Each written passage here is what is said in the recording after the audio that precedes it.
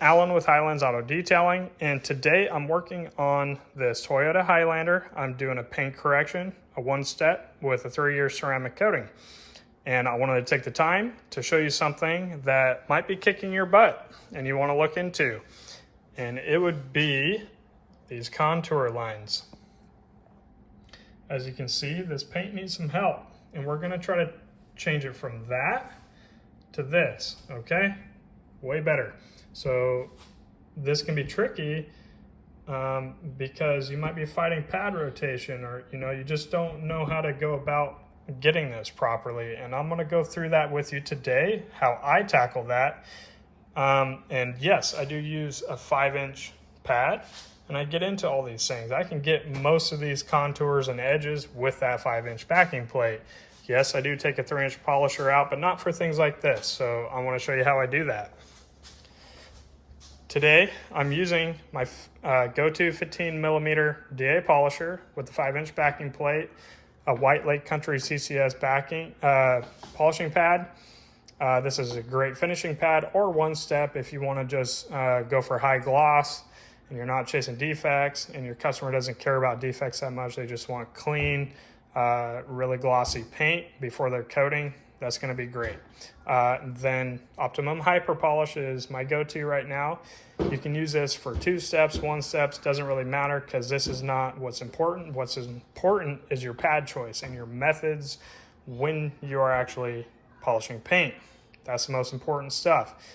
Patience is key, and your technique. So I've already prepped everything. My pad is freshly clean. Make sure you use your pad rejuvenator in a small bucket. Clean it out with the Lake Country pad washer system. You don't have to use that, but I do. This is what I do. If you want results like what I'm getting, feel free to follow suit.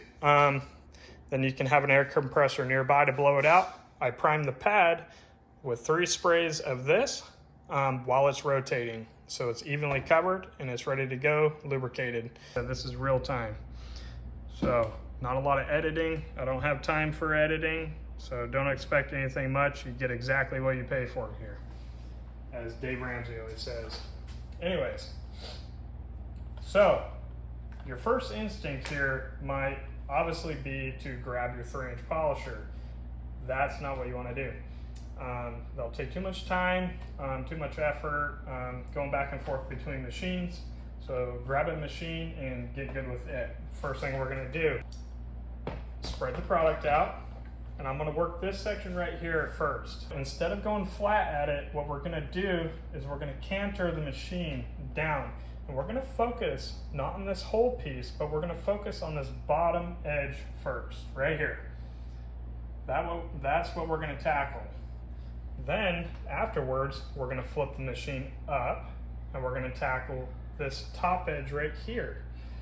Yes, you might be concerned about this plastic trim and stuff, but actually, if you're using the right polishing cream, it's not going to leave any staining. It's not going to damage it, and yes, you can polish it, and it'll actually help prepare a lot of your trim, including black trim, for ceramic coatings, and it just helps deep clean everything. As I'm doing it, you'll notice when I'm polishing this paint, what I'm looking for is buffing trails, okay? And I'll show you what I mean, just from that little bit of running it. Okay, so let me show you really quick. I'm gonna do my best to show you what I'm talking about with these trails.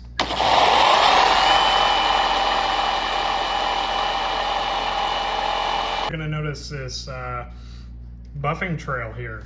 That is a good indicator for you if you are correcting the paint, if you're getting any correction. Because of all the cream on here, you're not going to really be able to see the results you're getting. But you got to kind of trust the machine that's doing the job, and that your technique and method is getting the job done. Obviously, one-handed, I'm not getting exactly where I want to be, but nonetheless, we're trying to hit this edge right here, keeping the top edge of the pad right here, all right? And then we're gonna flip it up and do the same thing. So watch me through this, pay attention to my technique, pay attention to my movements and the rotation of the pad, but try not to focus too much on pad rotation because, you know, they call it stalling, and it does stall. And obviously you want rotation ideally because it helps with the correction speed, but it's not an end all be all because you always have an oscillation going on if you have a DA polisher. So keep that in mind. Don't wig out if you're not getting rotation. You can still burn edges, still get paint correction done if it's not rotating. The setting I usually have it on is at least 3. You can play around with that depending on the vehicle and the hardness of the paint. Sometimes if you're wanting more rotation, you're gonna have to kick up the speed potentially, but I'm gonna show you that today on this contour line, I can run it at 3 at this 3rd mark and be just fine, okay? And on other machines where it doesn't actually show like the RPM, it is like speed 3. 3 to 4, up to 5 is the general setting you wanna be at when you're correcting paint.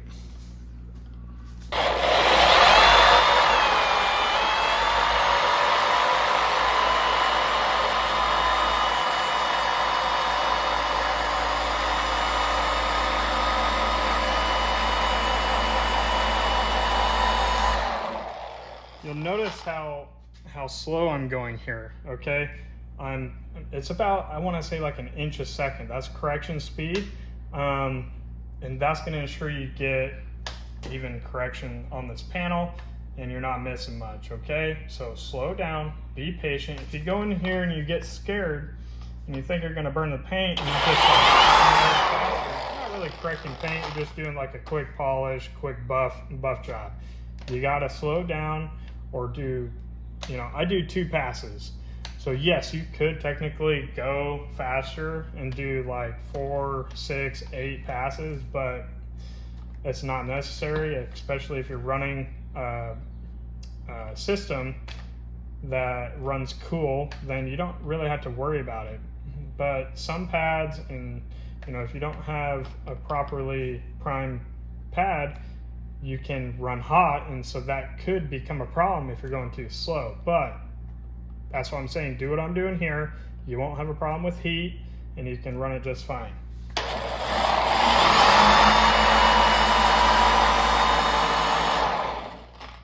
Also, I'm putting a few pounds of pressure on the pad in the first pass, and I lighten up a little bit.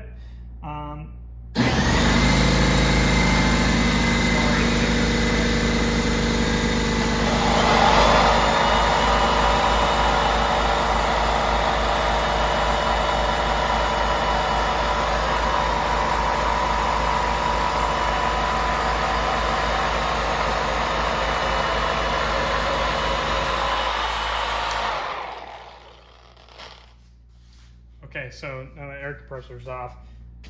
One thing also to note, obviously here, crosshatch is not really a thing. You don't really got to worry about that. The overall goal is to consistently and evenly correct the paint.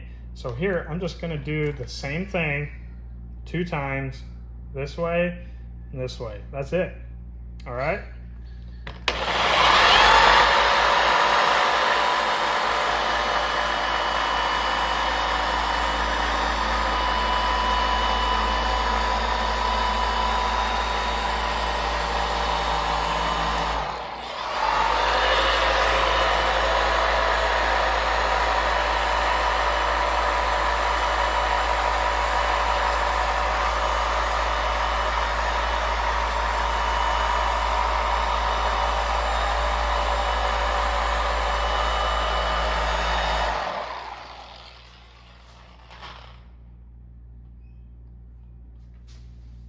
I want to show you the lines that I'm talking about here.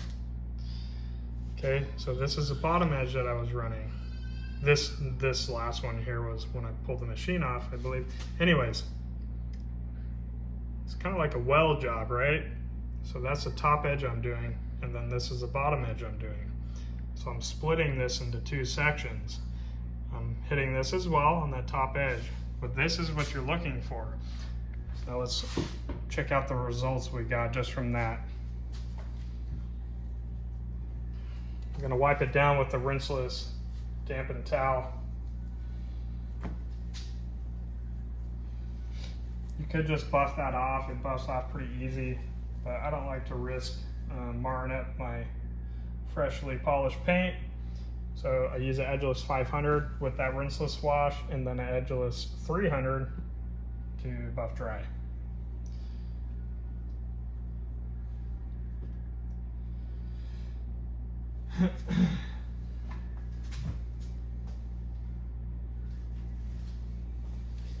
We'll blow it off really quick, dry it up.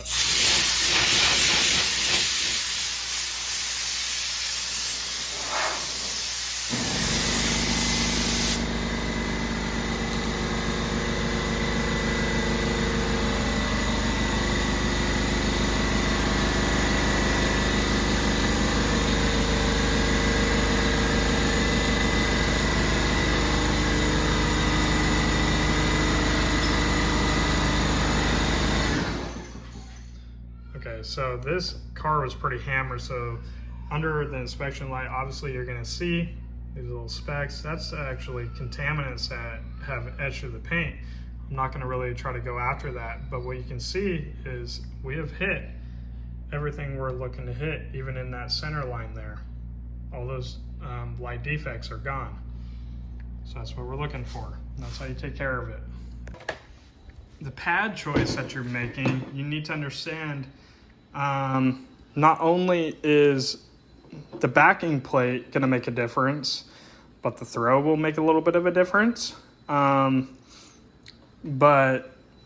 the 5-inch backing plate, I find, versus a 6-inch, you're going to have way better maneuverability. So if you got like the Garage G9 with a 6-inch backing plate, or a 21 millimeter with a 6-inch backing plate, you'll struggle a little bit more on those edges. So keep that in mind.